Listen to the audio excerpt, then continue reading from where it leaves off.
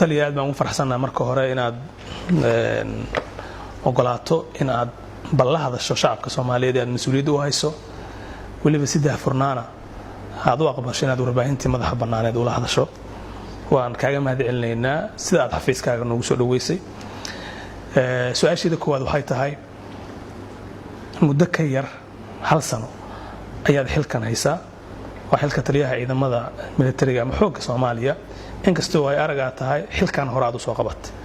muddadan gaaban ay aad hayso maxaa ku qabsoon bismillaahir rahmaanir rahiim marka hore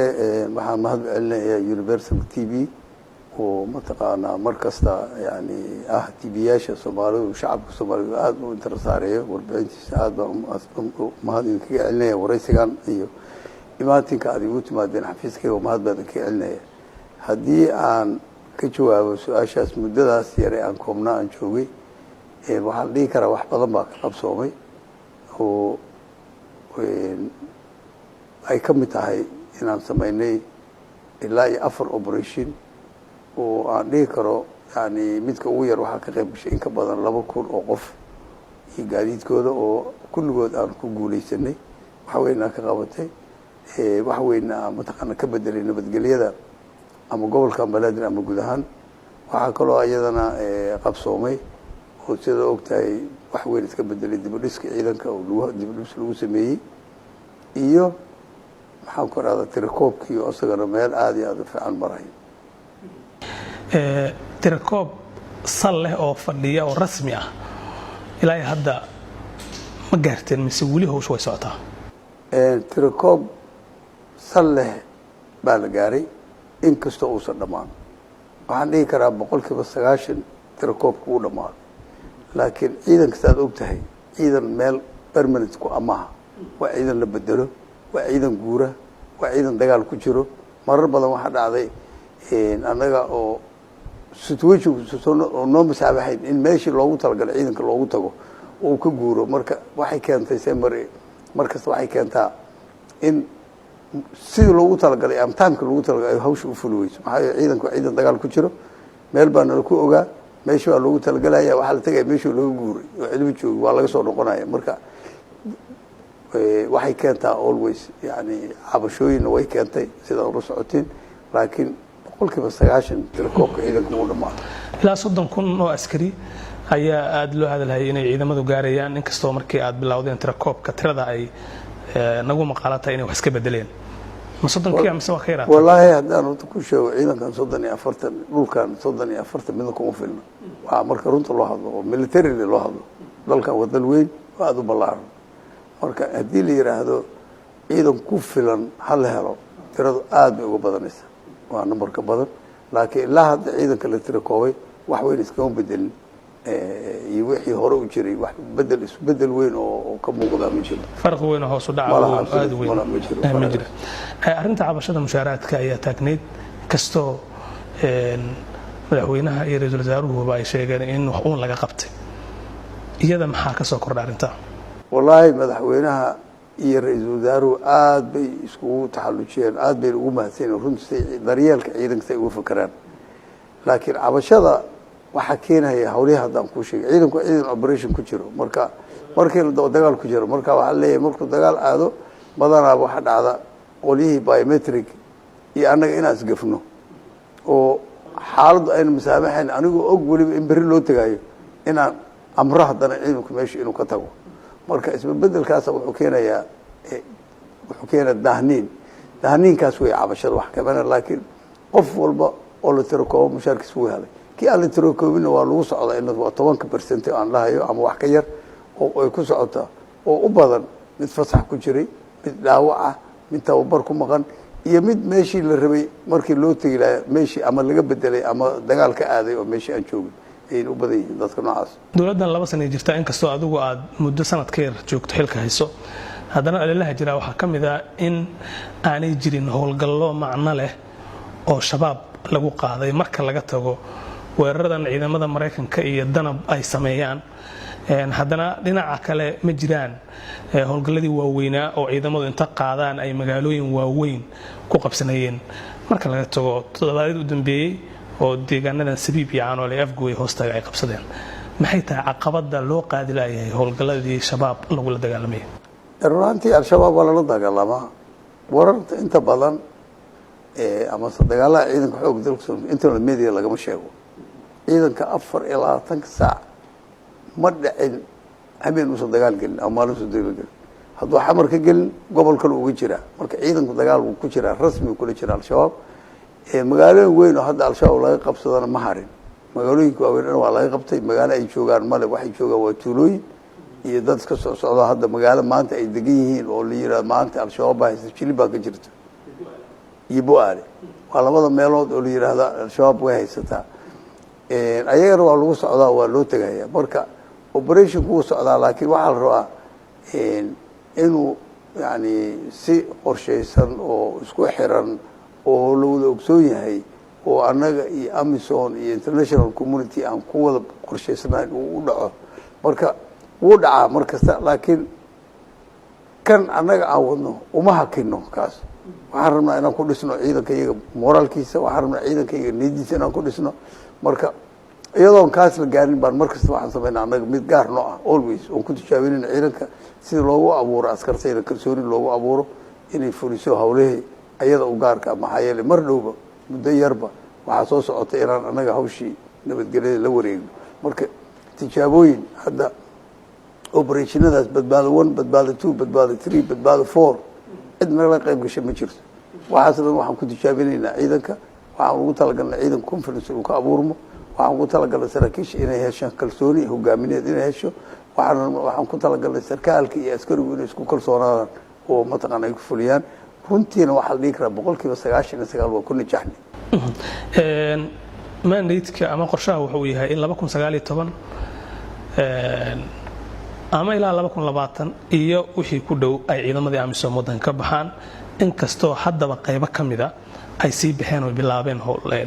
howlihii ay uga bixi lahaayeen wadanka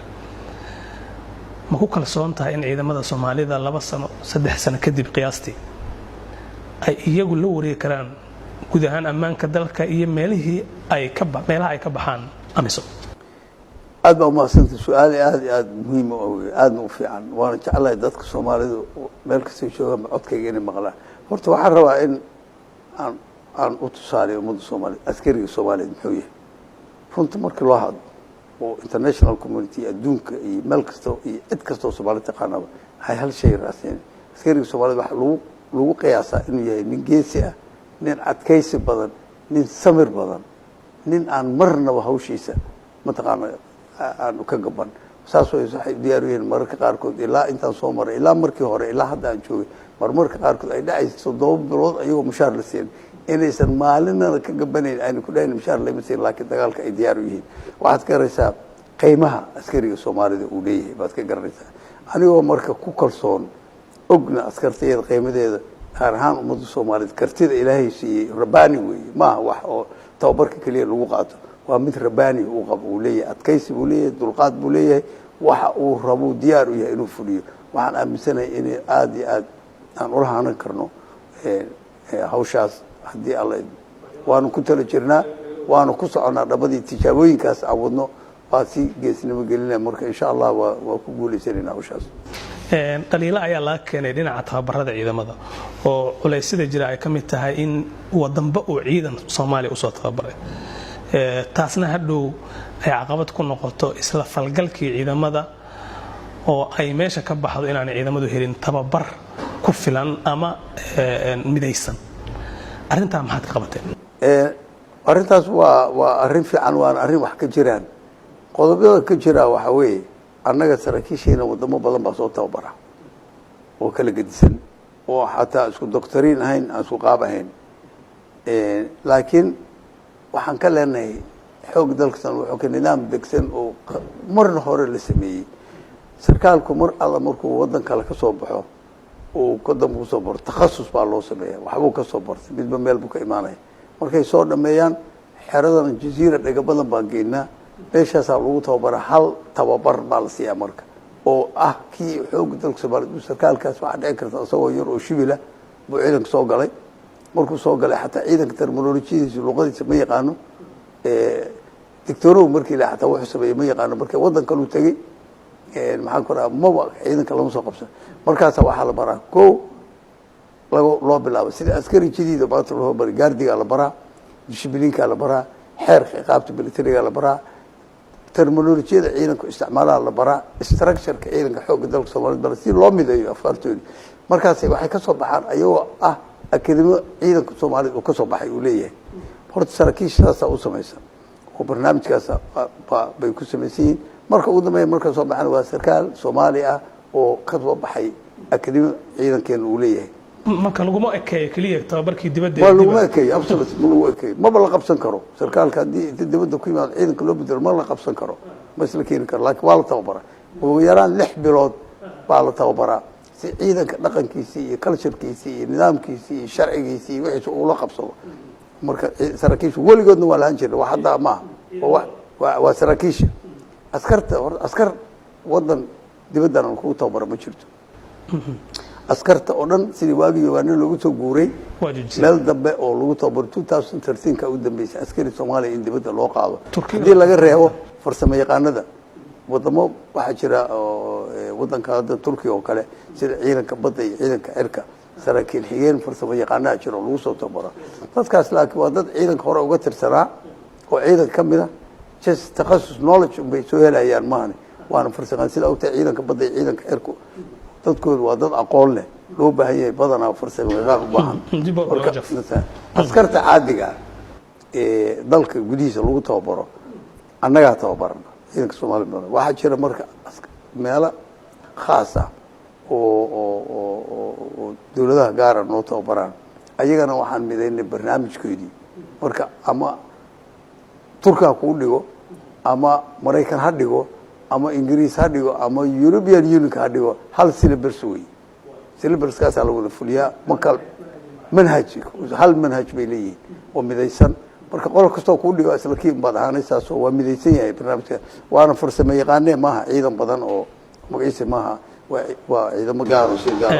eedaha jira waxa kamid ah marka ciidamada sida loo tababaro in dabadood qaarkood ba ay iska baxaan oo shabaab ay aadaan arintaas sideed maaragtay aad ku hubisaan oo aad ku ilaalisaan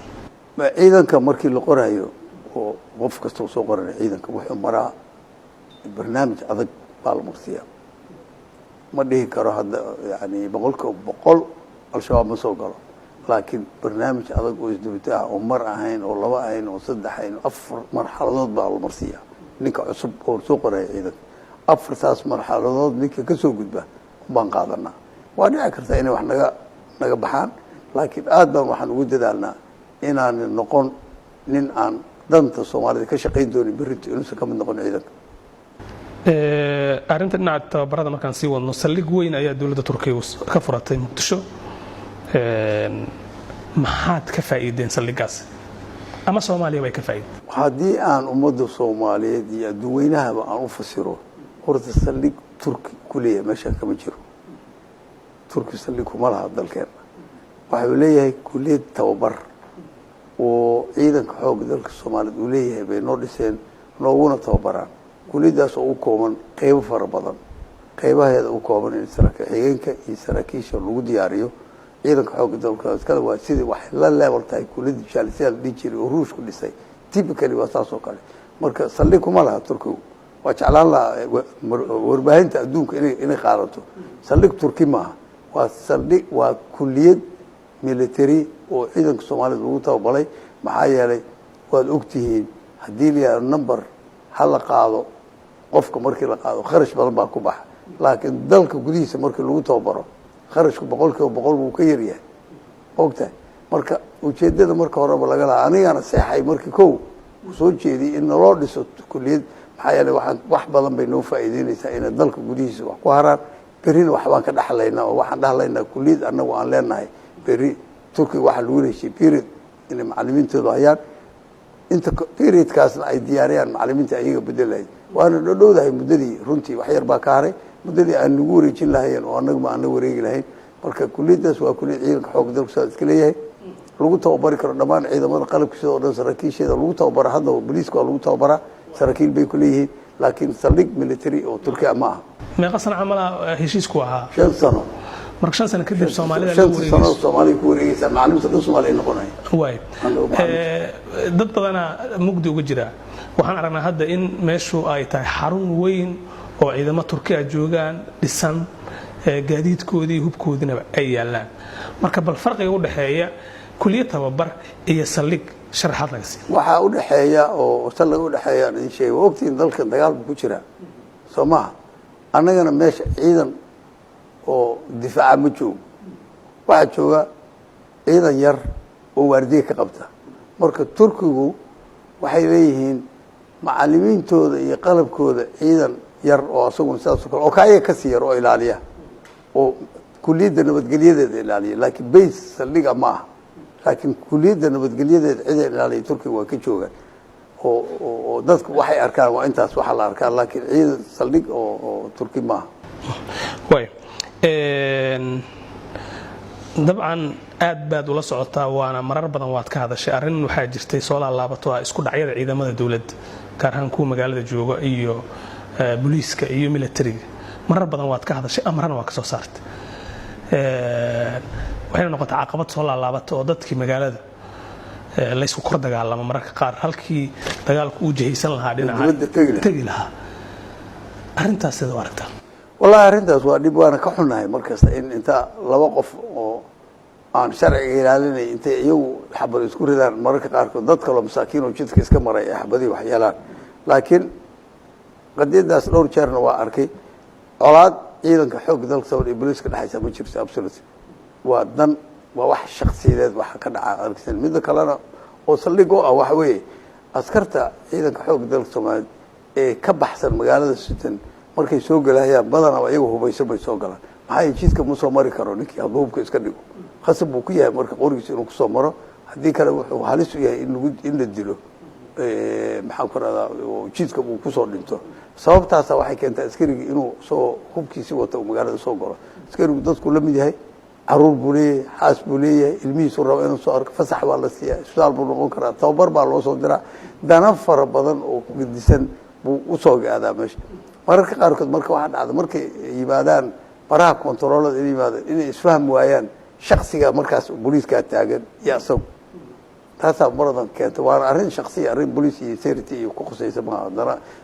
labadooda wax ayaga waa iska gar dadkii waa iska wada temper qof walba graafkiisu daqiiqad buu wuxuu ku tagayaa meel wax dilo ama la dilo marka taasa keenta laakiin ma aha wax naga dhaxay markii khaladkaas dhacana solution bay leedahay solution ay leedahay waxa ciidamada qalabka sida waxa ka dhaxay maxkamad military maxkamadda ciidamada qalabka sida markiiba loo gudbiyo ama police ha noqdo ama military ha noqdo iyada go'aan ka gaarta marka soo ma habooneen in si loo ogaado ciidanka soo galaya magaaladana as kontrooladeeda ciidamada jooga ay ula socdaan xorna ay ugu noqdaan inay maraan in ugu yaraan ay jirto wargelin guud iyo iska warqab ciidamadii iyo talisyadii dhexdooda ah sidaasna loo yareeyo isku dhacyada ciidanku waa iska warqabaa oo maxaan ku rahdaa ciidanka xoog dalka Soomaaliya guud ahaan wuu iska warqabaa laakiin qof kasta oo fasax la siinay booliiska looma sheego kamana warqabi karo marka xiriirkaas ayagu sida goonidooda way anagana goonideena laakiin anagu guud ahaan waa iska warqabnaa waa ognaa cidda imaanaysa iyo cidda ka baxaysa iyo kulli waa laga warqabaa laakiin always ma la ilaalin karo laba shaqsi oo Soomaali ah oo mataqaana sidee loo xalli karaa arrintaas oo wax laga qaban karaa tilaada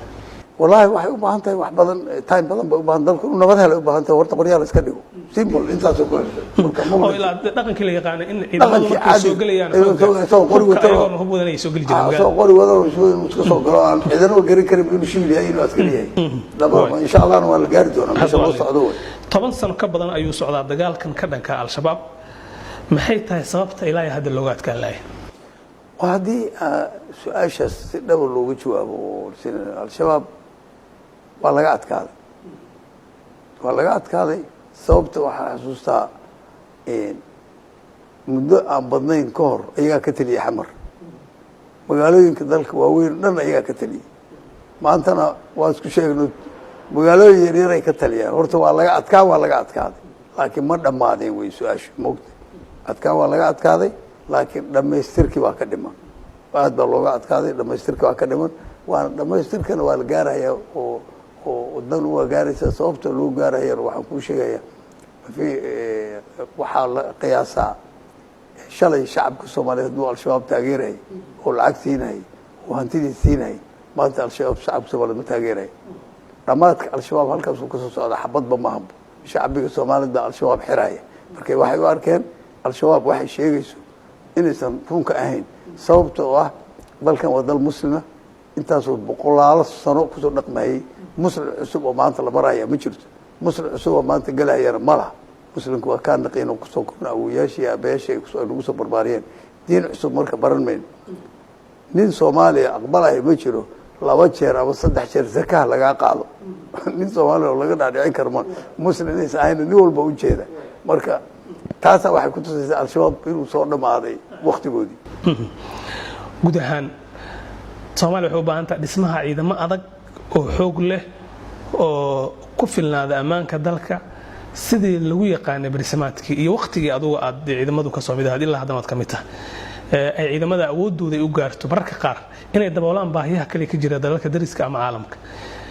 maxay tahay caqabadaha haysta dhismaha ciidamo adag oo ay Soomaaliya yeelato waana haddaan kaashto horta waad ogtahay dal inta soo burburay hadda soo kacayo dhaqaalo badan haysa ciidankana waxa way dhaqaala dhisa laakiin haddii aan awoodda runta markii loo hadlo awooddii dhaqaalihii lagu dhisi lahaa dowladda Soomaaliyeed ma qabto waxa kaliya oo la dhihi karaa shacbiga Soomaaliyeed aniga dibaddana waa arkay gudaha waa arkay waxyaalaha ay ka midaysan yihiin oo cajiib kale waxa weeye oo everybody Soomaali markii la weydiiyo raalkiya waa in dib u soo noolado ciidanka xoogga dalka Soomaaliyeed dib u dhiska laakiin dib u dhisku wuu socdaa ciidanka structure-ka waa laga bedelay shalay aniga 2013 markaan xukumay 10,000 buu ahaa maantana wuxuu maraya tir intaas ka badan buu maraya maalin walba waa soo kordhaya tabartiisu way soo kordhaysaa saraakiishiisu waa soo badanaysaa askartiisu waa soo badanaysaa mushaarkii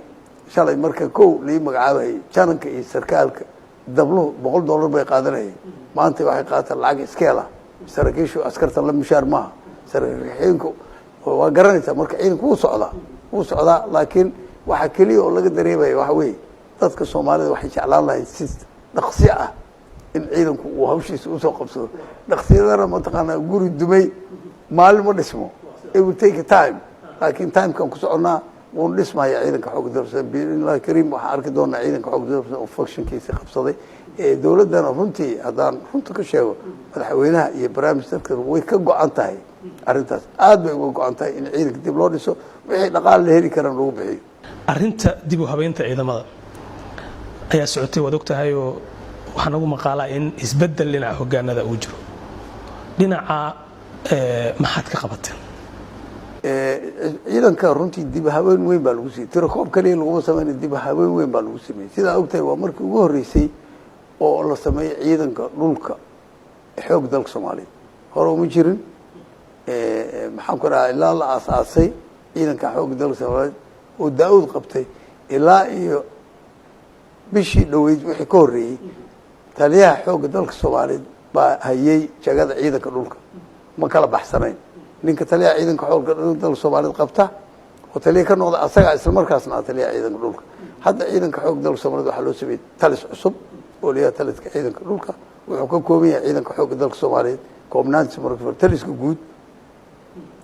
oo yeeshay asagana isbedel ku dhacay taliye iyo taliye ku xigeen awal waagor wuxuu laan jiray taliye iyo 2 taliye ku xigeen hadda hal taliye ku xigeen buu yeeshay wuxuu yeeshay hal taliye ku xigeen ciidankii oo loo kala saaray ciidanka dhulka ciidanka cirka iyo ciidanka badda iyo difaaca xeebaha functionka saasuu isku bedelay isbedelka markii la sameeyay oo structure cusub oo hore u lahaan jirin baa abuurmay kaasoo ugu talagalnay dowladaha gacantana siiya oo ciidanka lacag siiya yani structure ay fahmi karaan in ciidanka yeesho oo ku jaan qaado si nolol dhiso ayaga laftigooda ay nolol dhisaan oo qabtaan oo laga bedelo waxaa kaloo aad haddana chance loo siiyey dhalinyaro yaryar oo ku soo biirtay ilaa 2013 oo akademiyo military oo waaweyn ka soo baxay baa iyagana chance la siiyey in ay yimaadaan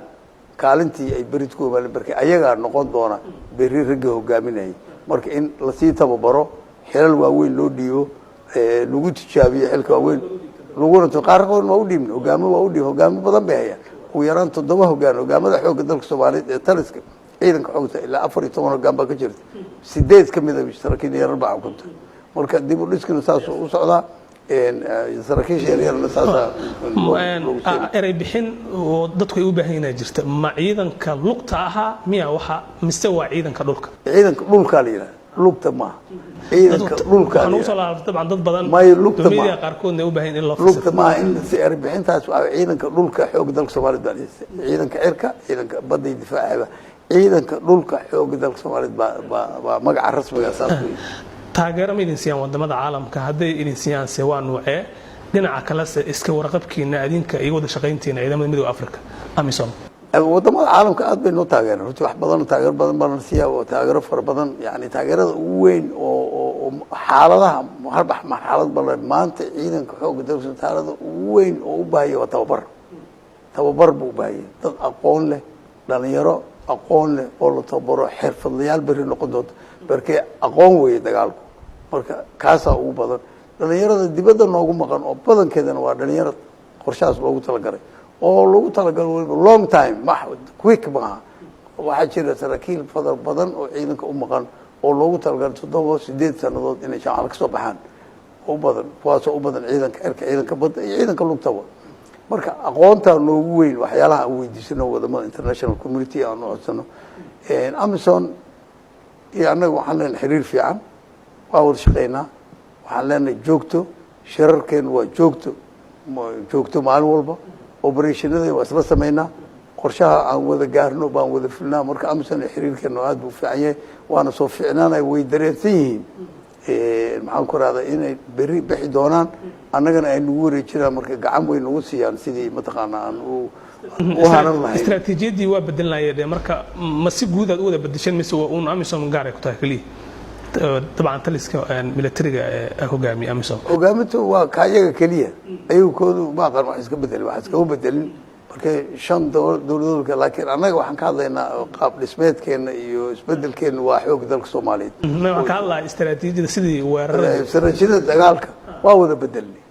wada bedelnay AMISOM iyo anaga waa isku qanciyay suurtagal maaha inay noqon AMISOM inay noqoto ciidan weyn oo iska fadhiyo wax difaac way ka baxday AMISOM halkaas annaguna waa ka baxnay ciidanku waa ciidan mobile oo mataqaana socda oo mataqaana ku jira anaga ayagana waa israacnaa marka qaabkaas wax badan baa iska bedelay taladaada ugu dambaysa maxay tahay oday ahaan iyo khabiir ahaan inta taliye ciidamada xoogga dalka waxaan ku talin lahaa oo ku baraarujin lahaa ummadda Soomaaliyeed dal inuusan jiri karin ciidan la'aan qof kastoo Soomaali inuu dareemo in ayna suurtagal ahayn dawlad jirta oo ciidan lahayn ina dareemo mar haddaan isla garanno inay saas suurtagal ka wax kasta oo carqaladeyn kara siyaasad dana gaara shakhsi inaan banaanka iska dhigno oo u soo jeesano danta iyada guud maxay tahay dalkan inuu horumar helo dalkan inuu gaaro mataqaana nabad iyo xasilooni waxa kaliya aan ku gaari karno waa in ciidan yeelno waxa kaliya ku gaari karnaa in ciidan yeelno way laga maarmaan waxa jirta mararka qaarkood rag badan oo siyaasiyiin ah oo aan saas u arkin oo u qaba ama maxaa ku raada gobolkayga saahan la yeelo laakiin qolo gooni barwaaqo u gaaraysa ma jirto xaqiiqadii dalka way isku xirayeen waa hal dal Soomaali baa la yiraahdaa waa inuu siyaasad midaysan oo ciidan ku dhisto yeesho arintaasan ku tal waxaan ogahay haddii taas la gaaro si dhaqsaala oo aad iyo aad u degdega oo ciidanku u dhismaya waana dhabada kaliya ee lagu xalin karo in ciidan dhaqsaala oo isku dhafaro midaysan la helo aan raacsaday deegaanada dhawaan ciidamadu qabsadeen sida Sabiib iyo Caanoole waana tagtay adiga madaxweynaha waa tagteen dadkuna waxa ku soo laalaabatay cabsida hadda markii meel la qabsadaa inta dib looga baxo in dadkii ay labadii dhinac dibana u noqdaan marka qaar moodamaana qaadi kartaa shacabka Soomaaliyeed wixii hadda ka dambeeyay inta aad joogto meelihii la qabsadaa in aan lagu soo laabdo ala umaasan way arrimada waxa ku bartaa moogtahay iyo xafiiska soo noqoshadiisa aan ku soo noqday mar labaad waxay aad ii faa'iideysay khibradii aan ka soo dhaxlatay hore waxa dhici jirtay oo markasta dhigi jiray ciidanka xoog dalka Soomaaliya kaligiisa dagaal ku jira dawladdu kuma jirto arrintaas marka aad bay isku bedeshay wasaaradaha dowladda Soomaaliyeed wasaaradaheeda ay khusayso dhammaantood dagaalku waa kula jirna marka maadaama aan ku wada jirno waxaa meesha yimid in markaan tagno wasaaradda amniga ay tagto annaga meel markaan qabsano wasaaradda amniga ay tagto wasaaradda caafimaadka ay tagto wasaaradda gargaarka dib u dhiska ay tagto wasaaradda arrimaha gudaha ay tagto dowlad socota waa meesha tagtay xaqiiqadii dowladdii socota tagtay dowladdii socota markay tagtay yani dadkii waxay heleen conference meesha annaga kaliya ka joognay shalay annaga wax badan haysan oo wax badan dadka tari karin maanta qadadiis waa loo gudbay dadka hadda sabiib caano jooga daawooyinka raashinka maxaan ku rahdaa teendhooyinka biyaha xalay waxaa laga hadlayay nal joogta in loo geliyo koronto joogta in loo geliyo waxaa garanaysaa marka meesha dowlad baa dad conference waxay ku helayaan dowladdu waa joogta lagana soo noqon maayo mar haddii dowladdu timid meesha boliis bay yeelanaysaa nabad sugid bay yeelanaysaa ciidanka xoog dalka bay yeelanaysaa maamul bay yeelanaysaa marka waxaan dadka Soomaaliyeed u sheegayaa hadda waxay ka dambeeyeen in ay ku tashtaan go'aankaas bay dowladdu gaartay wayna ka meer dhalisay wuuna hirgalayaa meel oo inta la tago laga soo noqonayo ma jirayso aad baa maasnaa tali waa